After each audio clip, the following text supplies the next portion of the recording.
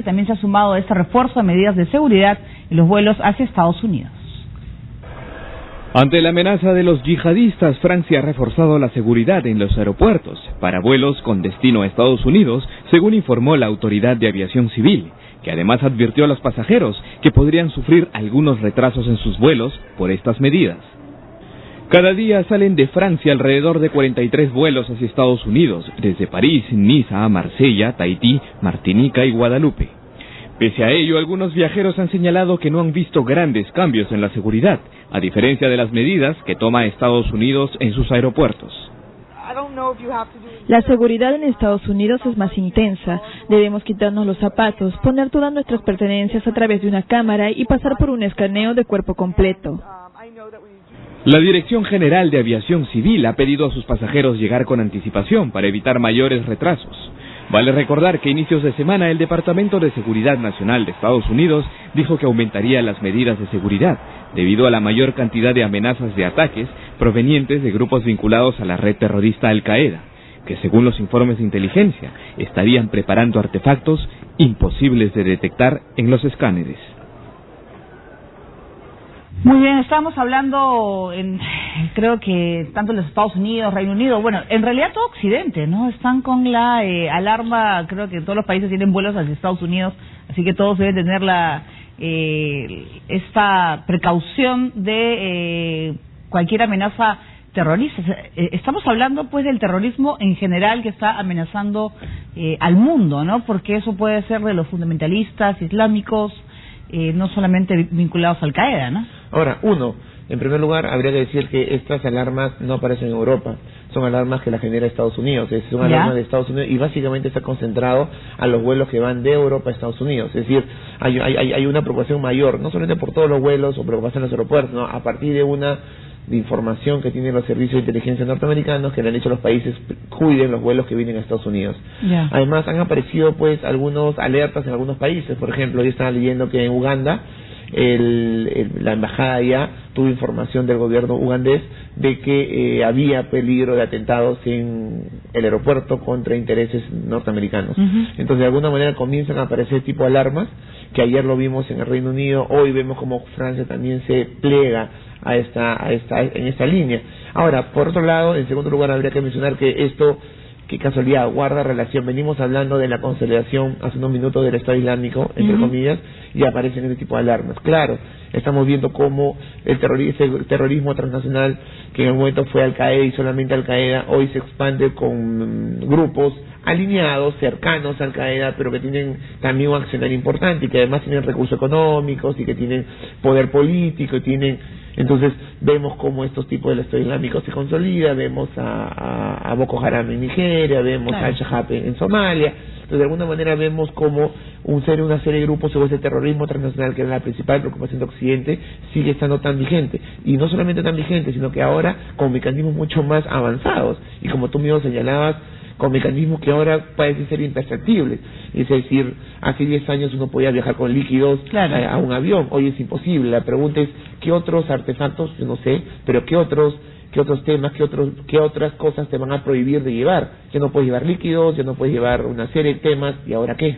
Claro, pero además que uno puede pensar que esas amenazas solamente están en el contexto de Estados Unidos y Europa. Estamos hablando, ahora se puede hablar de que es a nivel global, ¿no? Porque yo me imagino que en el Mundial también se están tomando medidas. Estamos hablando de selecciones de toda parte del mundo y un montón de gente que está reunida, ¿no? El problema es qué medidas tomar cuando desconoces a qué tienes que hacerte frente. Como te decía, hace 15 años nadie pensaba que un líquido puede ser explosivo y hoy tú, si cualquiera que ha viajado sabe que no puedes llevar líquidos salvo que compres el líquido dentro ya de la zona. No puede estar hasta gaseoso y ni cuenta darte, ¿no? Exacto, entonces pues la pregunta es contra qué te enfrentas. Si ayer hablamos de que un cartucho de impresora puede ser un explosivo, pues la pregunta es ¿qué puede ser un explosivo? Entonces ahí hay otro problema que creo que va a ser parte del debate en materia de seguridad en aeropuertos en los próximos meses o años. Muy bien, y les contamos que decenas de egipcios han recordado el primer año del golpe de Estado contra Mohamed Morsi con manifestaciones que han dejado al menos 5 personas muertas. En un año las cosas han cambiado mucho en Egipto, en especial para los hermanos musulmanes, que hoy recordaron el primer aniversario del golpe de Estado que derrocó al entonces presidente Mohamed Morsi. En aquella ocasión, la movilización popular devolvió el poder a los militares de la mano del ex mariscal Abdel Fattah al-Sisi, elegido con más del 96%. En los últimos 12 meses, la oposición egipcia ha sido silenciada y sus principales líderes presos. La Alianza de Defensa de la Legitimidad, que reúne hermanos musulmanes, había convocado para hoy una segunda jornada de la ira. En total, se ha informado que 5 personas han perdido la vida en diversos enfrentamientos con las fuerzas del orden. Según el Ministerio de Sanidad, un civil y un policía fallecieron en los enfrentamientos. La hermandad, sin embargo, cifró en 3 a sus partidarios caídos, 2 de ellos universitarios del Cairo. Otras 2 personas perdieron la vida en la localidad de Kirdasa, a los pies de las pirámides de Giza, mientras manipulaban una bomba de fabricación casera dentro de una mezquita. 157 acólitos de Morsi fueron detenidos, según el Ministerio del Interior. En solo un año, los hermanos musulmanes han pasado de ser considerados héroes a villanos. Han sido declarados grupo terrorista por el gobierno interino sin aportar pruebas de su vinculación con los ataques que sufre el país. Desde el derrocamiento de Morsi, la represión contra islamistas y disidencia secular se ha saldado con 3.000 muertos y más de 41.000 detenidos. Muy bien, y además los hermanos musulmanes dicen que en este último año hay 1.400 de sus miembros han sido asesinados, hay 15.000 detenidos y sobre 683 de ellos pesan condenas a muerte. Todavía no se sabe qué va a pasar con el propio Morsi, ¿no? Cuál será su destino, pero ¿cuál podría ser el balance de este año al celebrarse el golpe? Sí, por un lado, obviamente, la situación lamentable de los hermanos musulmanes que hace un año, pues, habían llegado al poder, eran democráticamente en las primeras elecciones libres de Egipto, y que hoy los vemos más bien perseguidos, la organización está catalogada como terrorista, hay muertos, hay detenidos, hay sentenciados a muerte. La verdad, ya además han desactivado todos los organismos afines a los hermanos musulmanes que servían de apoyo social, de apoyo cívico a la organización. Entonces, de alguna manera, la situación de los hermanos musulmanes hoy es muy, muy complicada. Ese es un primer balance. Un segundo balance, y lo vemos también en las protestas que hoy no son tan importantes como las que fueron hace un par de años. Hace un año, el año pasado, en las protestas murieron cientos de personas, a lo que, por ejemplo, Occidente nunca reclamó del gobierno. En otros países eso hubiera sido causal de destitución del presidente, acá no lo fue, ¿no? Ese es un tema. Y otro tema que también es lamentable es estos pininos de democracia egipcia desaparecieron. No duraron nada. No duraron nada. Aunque yo creo que se han sentado las bases, la población ya no es la misma de la época de Mubarak, ahora va a saber reclamar de otras maneras si es que ven atropellos por parte de al-Sisi. No se puede hablar de una democracia egipcia. Estas últimas elecciones con 2 candidatos y una victoria abrumadora de al-Sisi recuerdan a las elecciones de al-Assad en Siria y de otros países árabes. La verdad es que pensar en una democracia egipcia no es real en este momento. Y si a eso le sumamos que no solamente han habido represión contra los hermanos musulmanes, ha habido represión contra también grupos laicos o la misma oposición. La oposición se ha quejado de que no podían manifestarse en época de elecciones contra el Sisi, ha habido detenciones arbitrarias, no solamente contra hermanos musulmanes, también contra otros sectores, hay muchos casos de tortura que han sido señalados por un informe de la ONU el día de ayer.